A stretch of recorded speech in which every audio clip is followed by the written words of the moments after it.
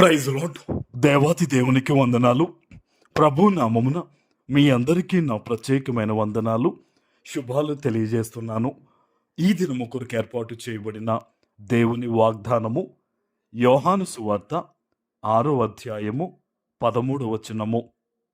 కాబట్టి వారు భుజించిన తరువాత వారి యొద్ద మిగిలిన 5 యవల రొట్టెల ముక్కలు పోగు చేసి 12 గంపలు నిండా నింపిరి.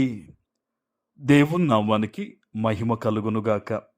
ఈ ఉదయకాల సమయంలో సర్వ సృష్టికర్త అయిన నీ తండ్రి నిన్ను ఆశీర్వదించి గొప్ప వాగ్దానాన్ని నీకు అందిస్తూ ఉన్నారు. హల్లెలూయా. ఆనాడు వేల మంది ప్రజలు యేసు ప్రభు దగ్గరకు వచ్చారు.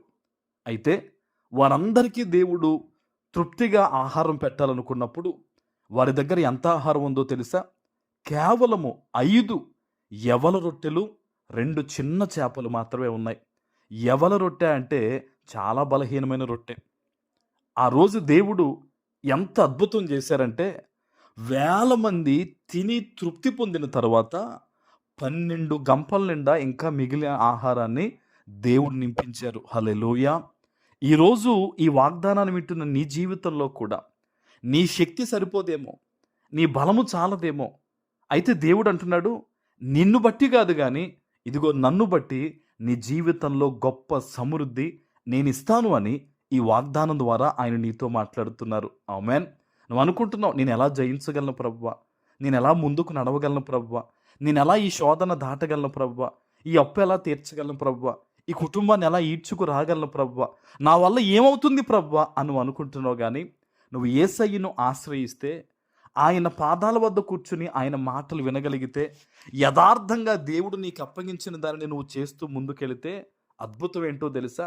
నీకు కావలసిన అవసరతలు అన్నీ తీరిన తర్వాత కూడా గొప్ప సమృద్ధి నీ జీవితంలో ఉండేలాగా దేవుడు అద్భుతమైన కార్యము నీ పట్ల ఆయన చేయబోతూ ఉన్నారు. ఆమేన్.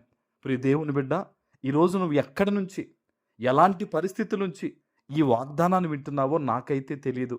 కానీ దేవుడు తన సేవకునిగా నాకు ఒక ప్రేరేపణిస్తూ ఉన్నారు.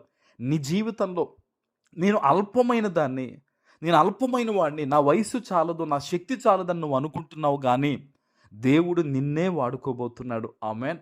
నీ ద్వారానే ఆయన మహిమ తెచ్చుకోబోతున్నారు. ఆమెన్. ఇది ఎలా జరుగుద్ది ప్రభువా కాదు, ఒకటే మాట చెప్పు దేవునితో, తండ్రి నేను సిద్ధంగా ఉన్నానయ్యా, నీ కొరకు నేను నడుస్తానయ్యా, నీ కొరకు నేను వాడబడతానయ్యా. ఆయన నేను అల్పమైన వ్యక్తినే కానీ ఇదిగో నేను నీ చేతిలోకి రావాలని ఆశపడుతున్నాను, నన్ను ఉపయోగించుకో ప్రభువా అని దేవుని సన్నిధిలో ప్రార్థించు. అద్భుతం ఏంటో తెలుసా? ఆ అల్పమైన యవల రొట్టెలను వేల మంది తిని తృప్తి పొందే విధంగా దేవుడు ఆశీర్వదించాడు. ఈరోజు నీ బిడ్డల్ని దేవుడు దీవిస్తాడు. ఎన్నిక లేని వారిని ఎవరన్నా అంటూ ఉన్నారా? జ్ఞానము లేని వారు అంటూ ఉన్నారా? చదువు లేని వారు అంటున్నారా? డబ్బు లేని వాళ్ళు అంటున్నారా? అననే ఏం పర్లేదు, దేవుడు నిన్నే హెచ్చిస్తాడు. దేవుడు నీ సమస్తాన్నే దీవిస్తాడు. దేవుడు నీ బిడ్డలనే లేవనెత్తుతాడు. ఆయన ఏమీ పర్లేదు. మనుష్యులు నిన్ను నిందించినప్పుడు నువ్వు సంతోషించు, నేను బలహీనమైన వ్యక్తిగా చూసినప్పుడు ఆనందించి ప్రభు వైపు తిరుగు. ఈరోజు దేవుడు నీ జీవితంలో నీ సమస్తం పట్ల గొప్ప కార్యాలు ఆయన చేయబోతూ ఉన్నారు. ఆమేన్. ప్రార్థన చేసుకుందాం.